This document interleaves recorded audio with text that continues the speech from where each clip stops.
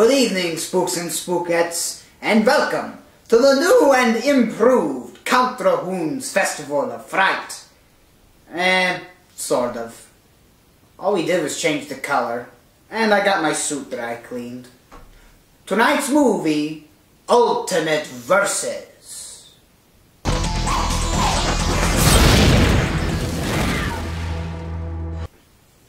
Versus is probably one of the most unique films I have ever seen in my life, and I have seen a lot of films. It's hard to describe what kind of a movie it is, but if I had to sum it all up in one hyphenated phrase, I would say that it is a zombie, action-adventure, horror, sci-fi, samurai, dramatic, artistic, comedic fantasy movie, or Zosadakf for short. The movie is about two prisoners who escape a prison transport truck and decide to meet up with a gang controlled by a very powerful crime boss in some forest somewhere. Well, things don't exactly go according to plan. One of the prisoners kills one of the gang members for kidnapping a poor innocent girl, and in the process the other prisoner gets killed. And the prisoner who's still alive that killed the other gang member, well, him and the girl sort of run away into the forest, not before the deceased gang member and the dead prisoner come back to life as zombies and are subsequently killed again. So the prisoner and the girl, they go through the forest, and the gang, of course, pursues them. And basically at this point, it's the gang members trying to get the prisoner back, and they are battling zombies in the process. These zombies, of course, are victims that were killed by the gang in previous encounters. And somewhere along the way, three assassins get into the mix, and they start fighting zombies as well. Well, to make a very long story short, the crime boss finally comes into the mix, and it turns out he's a centuries-old warlord. Something I would have mentioned in the interview process, but I digress. You see, one of the gang members has hired these assassins to kill the crime boss so that he can inherit his position as the crime boss. And, of course, the plan fails, and the crime lord turns two of the assassins and what's left of his gang into half-dead henchmen.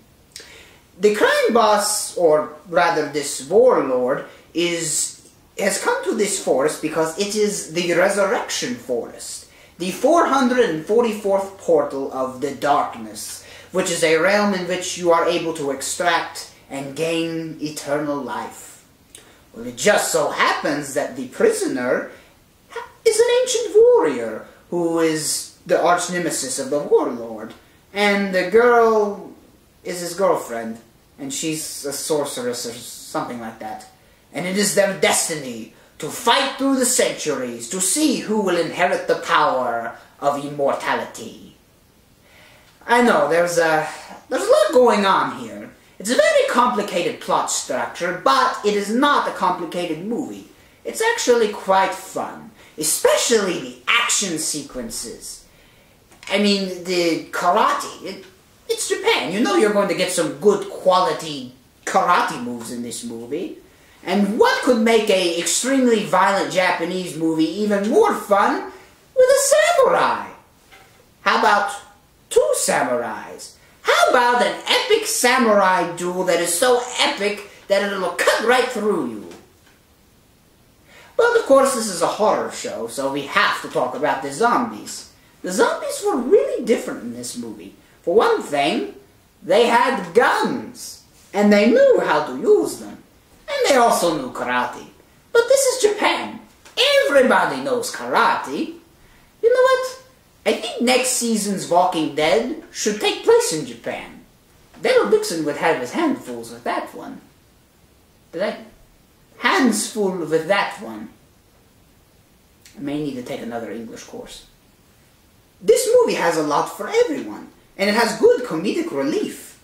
Whether it's the two police officers who are trying to recapture the prisoners, or the runt, who is a gang member who sort of went off on his own and screams at everyone, keeps holding his gun, and he's basically going crazy which probably means he shouldn't be holding a gun in the first place. But the editing, the art direction, the camera work, the score, they all come together to make a truly remarkable film.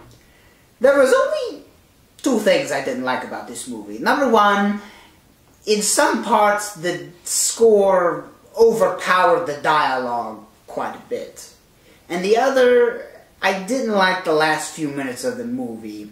I can't give a whole lot away because this is a no spoiler show, but I will say I didn't like it because it had an unnecessary character change in one of the characters' personalities. But other than that, a fantastic film and a very rare gem. That's all the time I have for tonight. But be sure to join me next week for my review of Don't Be Afraid of the Dark. Until then, as far as things go when things go bump in the night, there are such things.